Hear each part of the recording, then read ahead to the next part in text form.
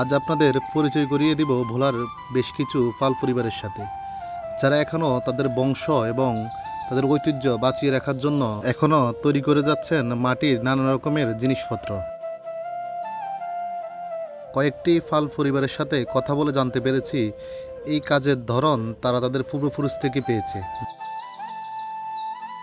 কিছু কিছু পরিবার 200 থেকে 250 বছর এই মৃৎশিল্পের সাথে জড়িত আছেন বলে জানিয়েছেন। বাপ দাদাদের আমলের এই মৃৎশিল্প এখনও নিজেদের ঐতিহ্য বলে চালিয়ে যাচ্ছেন নিজেদের কর্মজীবন।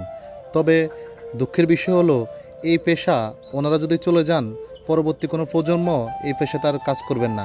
বিশেষ করে ওনাদের ছেলে সন্তানরা এখন ভালো ভালো জায়গায় পড়াশোনা করে চাকরি বাকরি করছেন, তারা এই মৃৎশিল্পে আর আসবেন না। আর ওনাদের এই প্রজন্ম যদি চলে যায়, তাহলে মৃৎ